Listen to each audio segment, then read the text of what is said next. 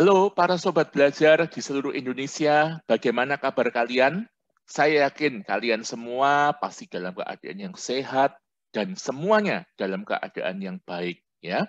Nah, pada tayangan kali ini saya Mr. Hadi akan menjelaskan sebuah topik matematika yang diajarkan di perguruan tinggi khususnya bagi para mahasiswa semester 1, yaitu kalkulus 1, ya. Nah, yang akan kita bahas hari ini adalah tentang derivatif atau turunan fungsi, ya.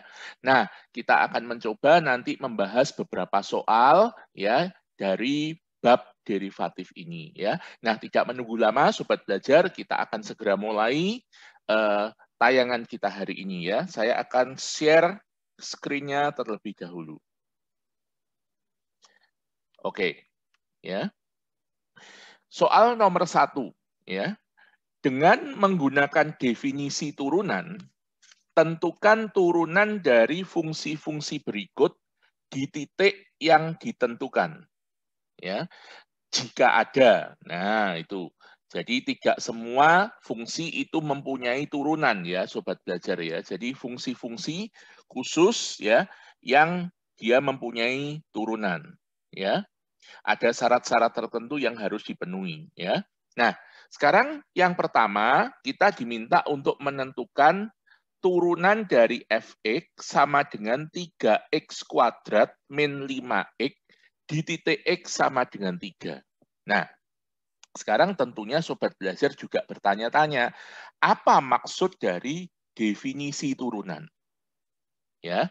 Nah, definisi turunan itu seperti ini, sobat belajar ya. Saya coba jelaskan secara singkat. Jadi di sini jika ya kita punya suatu fungsi y sama dengan fx yang kontinu, ya, kontinu pada domain ya, pada daerah asalnya atau pada daerah definisinya, kontinu pada domainnya, maka ya turunan pertama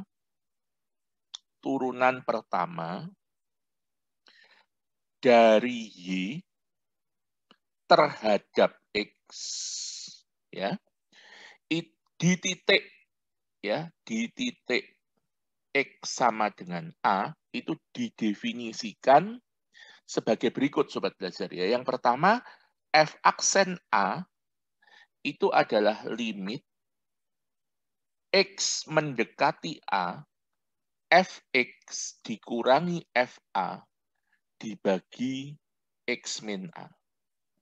Ya, asalkan limit ini ada tentunya ya, asalkan limit ini ada, yang artinya nantinya juga harus berlaku bahwa f aksen a dari kiri sama dengan f aksen a dari kanan ya. Kalau memang kita butuhkan kita bisa menggunakan sifat dari limit ini, atau bisa juga f aksen a itu didefinisikan sebagai limit delta X menuju 0, FA plus delta X dikurangi FA dibagi delta X. Nah, ini adalah definisi turunan pada sebuah titik. Ya. Nah, sekarang kita gunakan definisi ini untuk mencari penyelesaian dari nomor 1A. Ya. Jadi kita lihat yang pertama, kita punya fx sama dengan 3x kuadrat dikurangi 5x. Ya. Dan di sini di titik x sama dengan 3. Nah, jelas pertama kita harus hitung dulu F3, sobat belajar ya, karena kita nanti pasti perlu nilai dari F3. Berarti 3 kali 3 kuadrat dikurangi 5 dikali 3. Berarti sama dengan 27 dikurangi 15 atau sama dengan 12 ya. Nah, sehingga sekarang f aksen 3 menurut definisi itu adalah limit x mendekati 3 fx dikurangi f3 dibagi x min 3 atau sama dengan limit x mendekati 3 3x kuadrat min 5x dikurangi F3. F3 tadi kita sudah hitung sobat belajar ya, sama dengan 12 ya. Berarti ini min 12 dibagi X min 3. Nah, untuk menyelesaikan limit seperti ini bagaimana caranya? Kita faktorkan ya. Berarti ini menjadi limit X mendekati 3. Bentuk yang atas ini pembilang itu kalau kita faktorkan menjadi X min 3 kali 3X plus 4 dibagi X min 3. Nah, kemudian ada faktor yang sama, yaitu X min 3, bisa kita coret. Ya, kita hilangkan. Berarti tinggal limit X mendekati 3 dari 3X plus 4. Nah, tinggal kita substitusi langsung. X-nya 3, berarti 3 kali 3, 9 ditambah 4, berarti hasilnya adalah 13. Nah, itu sobat belajar ya. Cara mencari turunan dengan menggunakan definisi. Nah, sekarang kita lihat lagi sobat belajar soal yang B. Di sini kita diminta menentukan turunan dari fx sama dengan X ditambah mutlak X dibagi 2 pada saat X-nya sama dengan 0. Ya.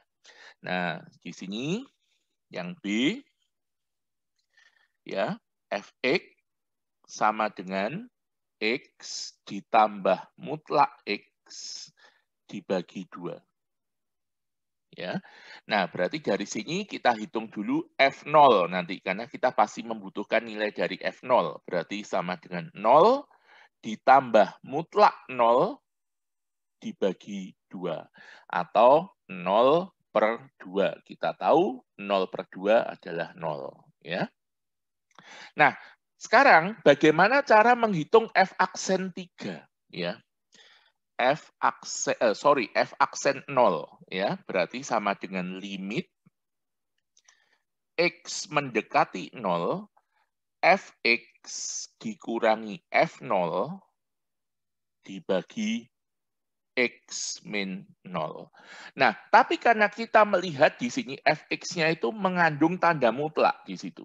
Ya, padahal kita tahu kalau kata-kata atau statement X mendekati 0 berarti itu dia bisa mendekati nolnya dari arah kiri atau dia mendekati nolnya dari arah kanan. Ya, konsep tentang limit kiri dan limit kanan. Ya, nah sehingga sekarang kita harus hitung dulu f aksen 0 tapi dari kiri. Ya, f aksen 0 dari kiri atau biasa dikatakan turunan kiri. Ya, berarti itu sama dengan limit X mendekati 0 dari arah kiri, Fx. Nah, sekarang kalau X kurang dari 0, kita tahu bahwa mutlak X itu sama dengan min X. Ya, sobat belajar. Sehingga Fx-nya itu menjadi X min X per 2, ya, dikurangi F0. Kita sudah hitung F0 tadi adalah 0. Per X ya, atau sama dengan limit X menuju 0 dari kiri, X dikurangi X 0, 0 dibagi 2, 0, berarti yang atas jadi 0 per X, atau sama dengan 0. Ya. Nah, sekarang bagaimana kalau X-nya mendekati 0 dari kanan, jadi turunan kanan ya, F aksen 0 dari kanan. Sehingga ini menjadi limit X mendekati 0 dari arah kanan. Ya, ingat kalau X-nya positif, ya, berarti mutlak X itu sama dengan X. Ya, definisi dari nilai mutlak. Sehingga Fx-nya menjadi X ditambah X per 2 dikurangi F0. F0-nya 0 per X. Atau sama dengan limit X mendekati 0 dari kanan. Ya, di sini berarti X tambah X 2X bagi 2X ya, per X atau sama dengan 1. Nah, ternyata Sobat Belajar, dari sini kita bisa lihat, ya, ternyata turunan kiri, ya, F aksen 0 min, tidak sama dengan turunan kanan. Ya, nah, sehingga berarti di sini dikatakan F aksen 0 itu tidak ada. Ya, tidak ada. Atau kalau di dalam bahasa Inggris itu dikatakan does not exist. Ya. Oke, sampai di sini ya. Mungkin kalau ada pertanyaan silahkan Sobat Belajar menulisnya di kolom komentar ya. Nah, kita terus lanjut ke nomor 1C ya. Masih menggunakan definisi turunan, kita diminta untuk menentukan nilai turunan pertama dari fx sama dengan x pangkat 3 sin 1 per x apabila x-nya tidak sama dengan 0 dan 0 jika x-nya sama dengan 0 di titik x sama dengan 0. Nah, kita mau lihat Sobat Belajar ya di sini. Jadi yang C, kita punya fx sama dengan x pangkat 3 sin 1 per x apabila x-nya tidak sama dengan 0 dan 0 apabila x-nya sama dengan 0 di titik x sama dengan 0. Nah, ya berarti dari sini kita punya F0 dulu. F0 sama dengan 0. Ya. Nah, menurut definisi F aksen F aksen 0 ya, itu adalah limit x mendekati 0, fx dikurangi f0 dibagi x min 0. Nah, ingat Sobat Belajar ya, di sini limit x mendekati 0. Berarti x-nya bukan 0 ya. X-nya tidak sama dengan 0. Berarti kita masukkan fungsi yang atas itu. Ya, limit x mendekati 0, x pangkat 3 sin 1 per x dikurangi 0 per x. Atau bisa kita katakan limit x mendekati 0, x kuadrat sin 1 per x. Nah, Sobat Belajar, sekarang bagaimana cara kita menyelesaikan limit ini? Ya, limit x mendekati 0, x kuadrat sin 1 per x. Nah, di sini saya akan menggunakan sebuah teorema ya di dalam kalkulus yang disebut sebagai teorema Apit. Ya. Teorema Apit. Atau kalau bahasa Inggrisnya squeeze theorem. Ya, squeeze theorem. Jadi teorema Apit ini bunyinya begini Sobat Belajar ya. Jadi kalau katakanlah Gx kurang dari sama dengan Fx kurang dari sama dengan Hx ya.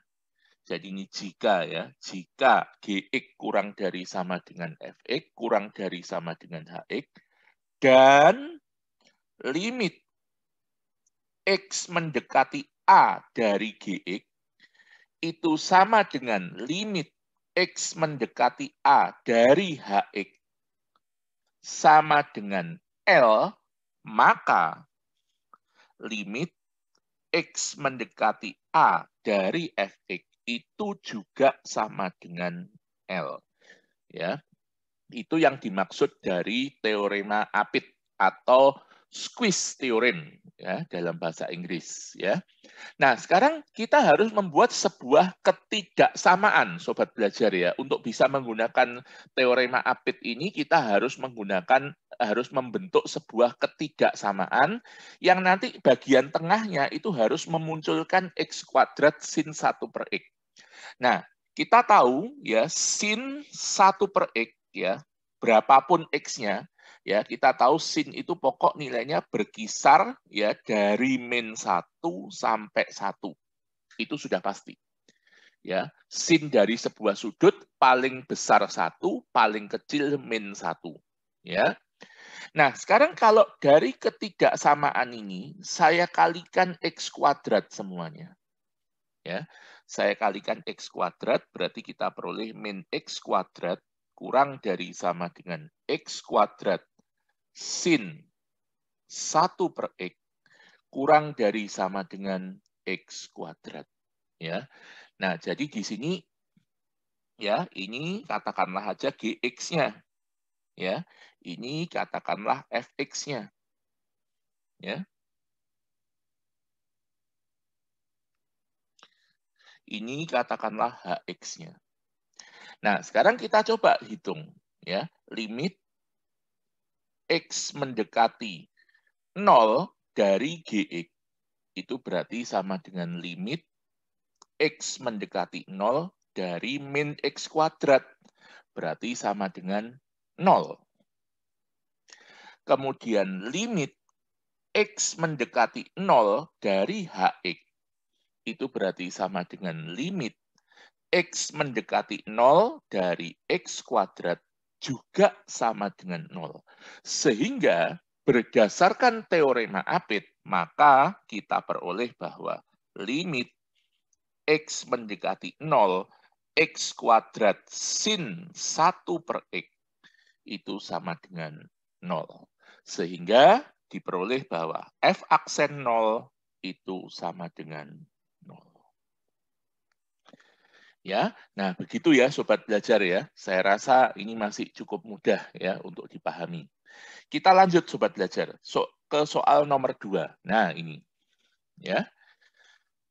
Tentukan nilai A dan B supaya fungsi fx sama dengan x kuadrat apabila x-nya lebih kecil atau sama dengan 1, dan AX plus B apabila X-nya lebih besar dari 1, terdiferensialkan pada saat X-nya sama dengan 1. Ya.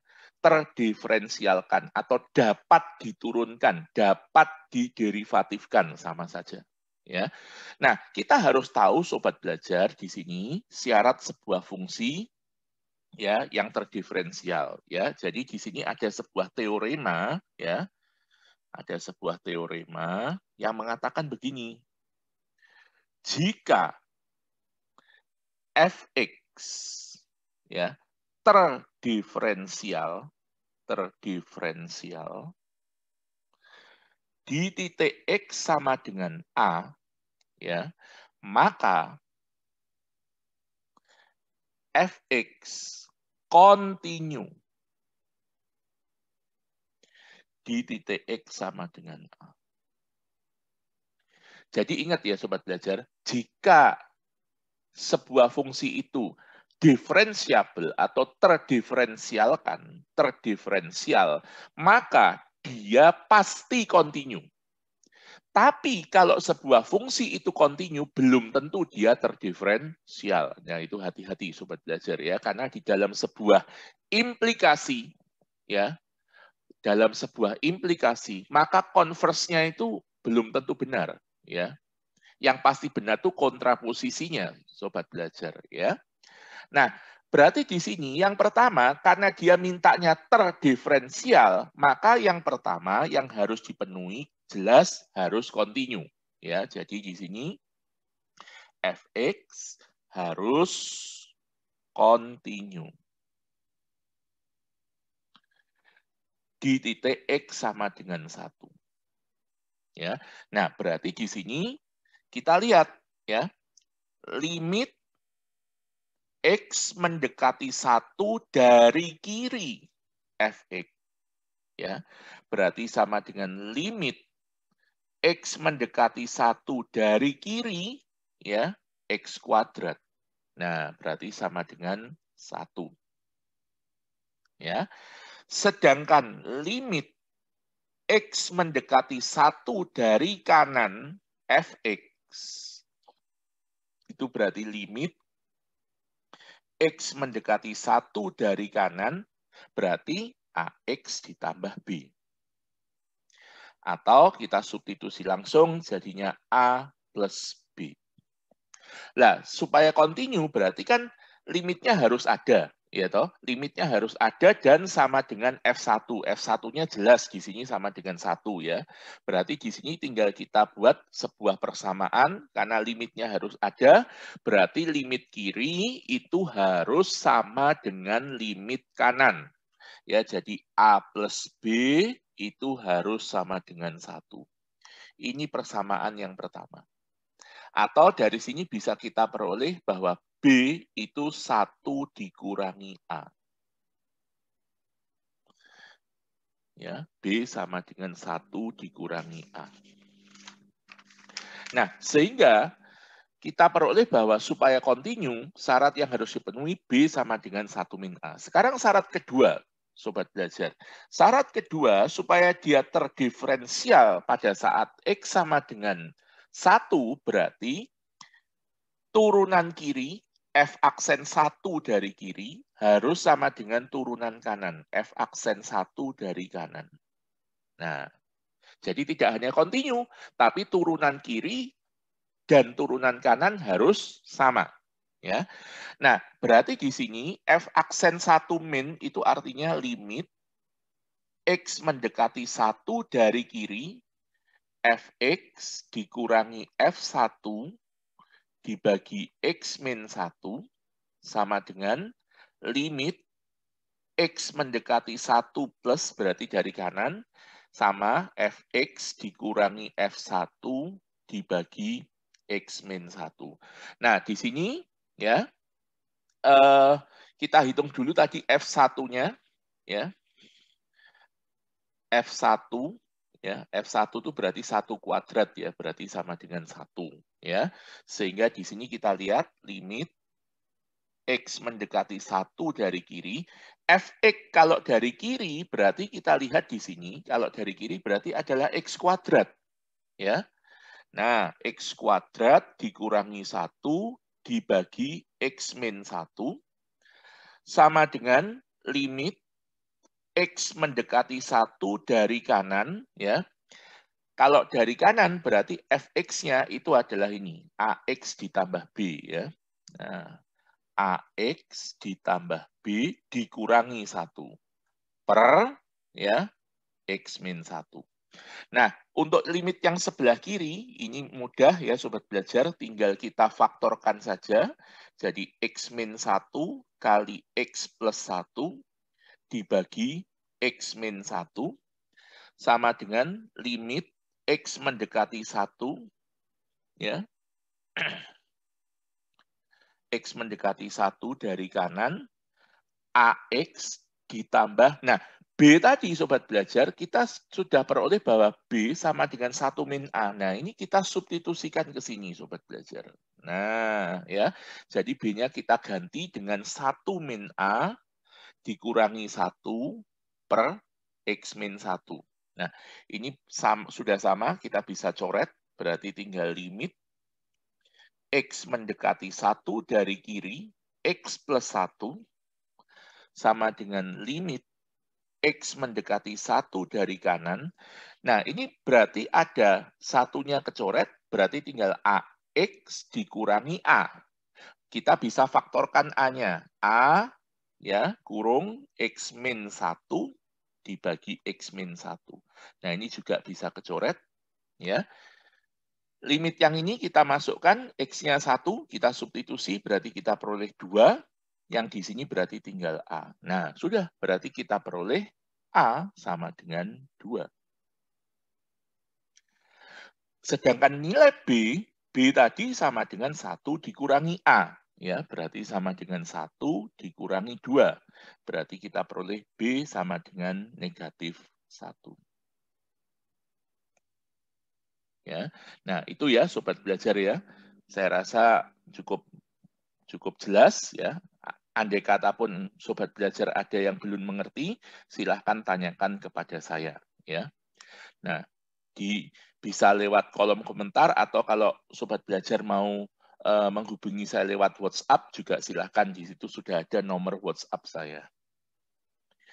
Nah, kita terus Sobat Belajar ke soal nomor 3. Misalkan fx suatu fungsi yang terdiferensialkan pada R ya. Nah, buktikan pernyataan-pernyataan di bawah ini. Yang pertama, jika fx fungsi genap, maka f aksen x turunannya adalah fungsi gasal. Yang kedua, jika fx fungsi gasal, maka turunannya adalah fungsi genap. Ya. Nah, sekarang kita lihat di sini, Sobat Belajar. Ya. Yang pertama, ya, fx adalah fungsi genap. Ya, fx adalah fungsi genap. Dan ini jelas karena dia terdiferensialkan, berarti f aksen x itu ada. Ya, ada itu artinya limitnya ada, limit kiri sama dengan limit kanan. Ya, ya ada berarti. Yang pertama sekarang fx fungsi genap. Apa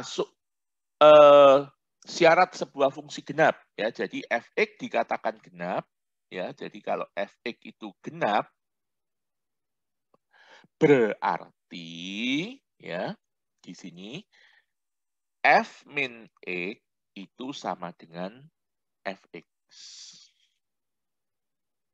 Ya, f min x sama dengan fx. Ya, sehingga atau saya penulisannya saya balik ya, Sobat Belajar ya, fx sama dengan f min x ya. fx sama dengan f min x. Nah, sehingga di sini f aksen x itu sama aja dengan d dx dari f min x. Nah, ya, d dx dari f min x. Nah, ingat Sobat Belajar ya, kita ada sebuah aturan yang seperti ini. Jadi kalau kita punya Y katakanlah sama dengan FU, kemudian U itu sama dengan GX, ya, maka bisa ditulis bahwa DY per DX itu sama dengan DY per DU dikali DU per DX. Nah, ini yang kalau di dalam kalkulus ya dikenal sebagai aturan rantai. Ya, aturan rantai atau bahasa Inggrisnya chain rule. Ya, chain rule. Nah, sehingga sekarang dengan kita mengaplikasikan atau menerapkan aturan rantai ke soal ini, berarti kita peroleh sama dengan d dx dari f min x itu adalah f aksen min x dikali ya toh d dx dari min x. Kita tahu turunan dari min x itu adalah negatif 1, ya, berarti sama dengan min f aksen min x. Ya, jadi kita peroleh f aksen x sama dengan min f aksen min x. Atau bisa saya tulis f aksen min x itu sama dengan min f aksen x.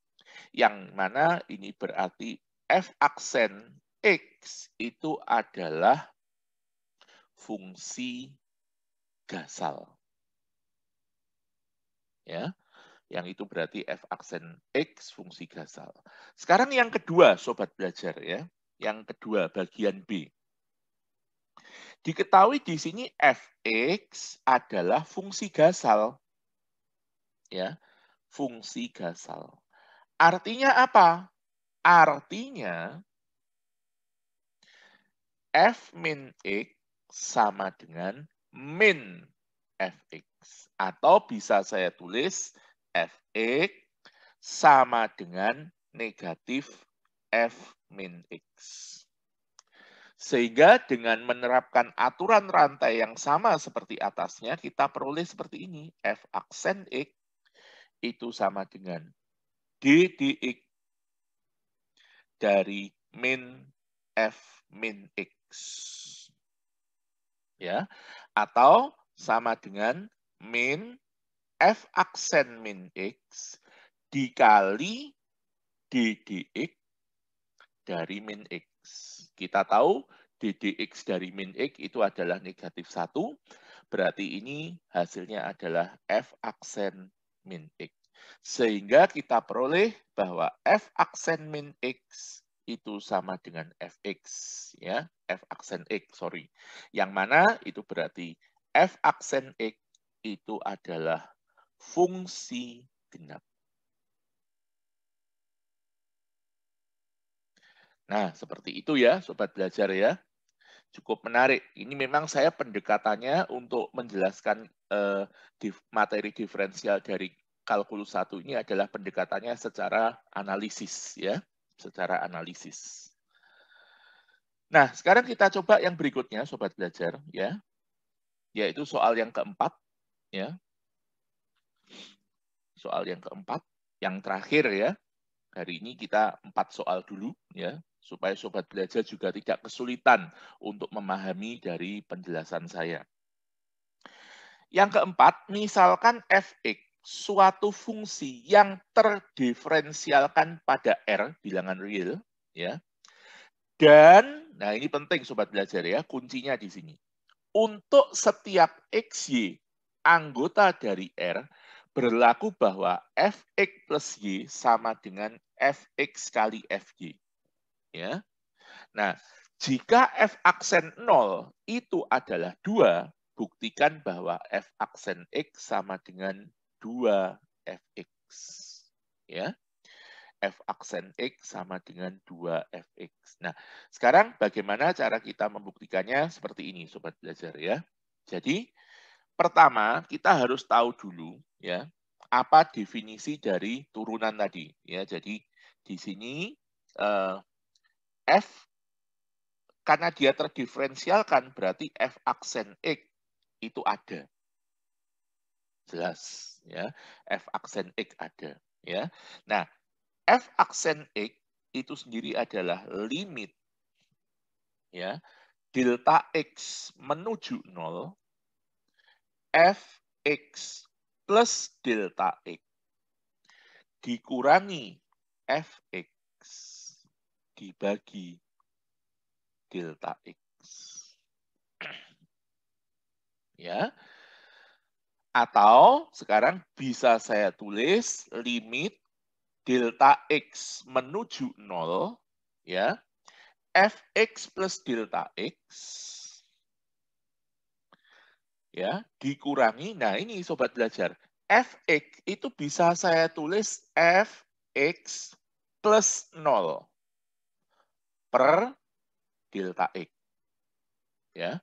Boleh kan ya, karena X tambah 0 kan sama dengan X, Sobat Belajar ya, jadi tidak merubah apapun. Ya.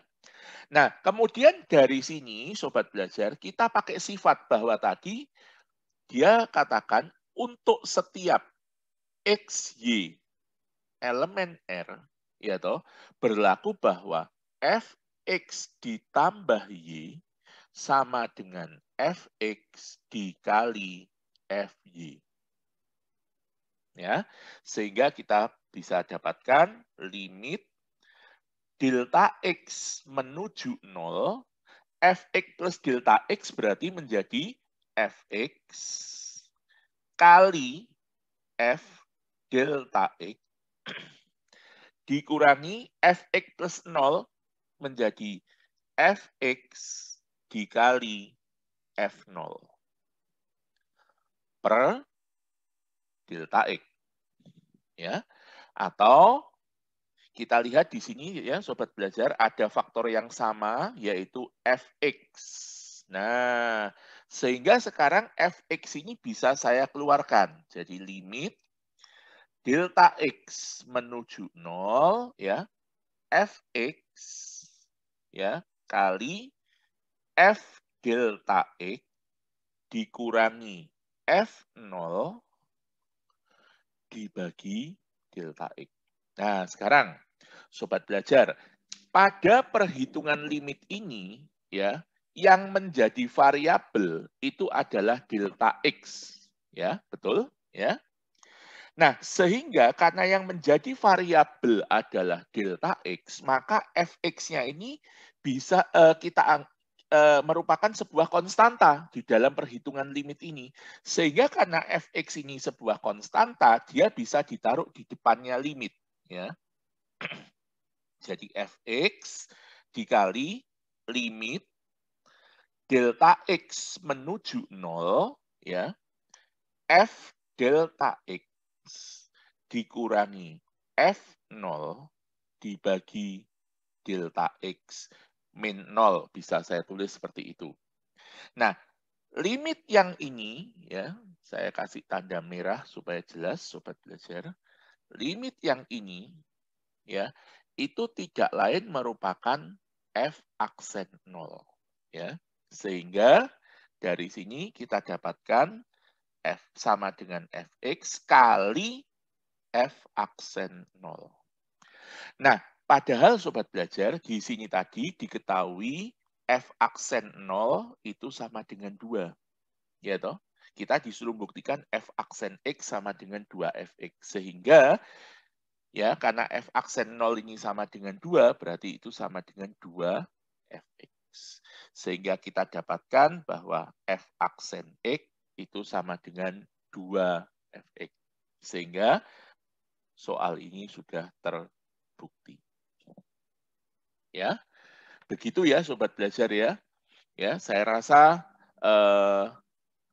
tayangan hari ini ya kita akhiri sampai di sini ya. Semoga Sobat Belajar mendapatkan manfaat yang sebesar-besarnya dari penjelasan saya hari ini tentang kalkulus 1 ya, khususnya tentang materi diferensial ya. Saya akan teruskan materi ini nanti di bagian berikutnya ya. Sobat Belajar terus nantikan tayangan-tayangan saya yang berikutnya. Makanya Sobat Belajar jangan lupa ya untuk subscribe dan menekan tombol lonceng supaya setiap kali saya upload video terbaru, Sobat Belajar akan mendapatkan notifikasinya ya.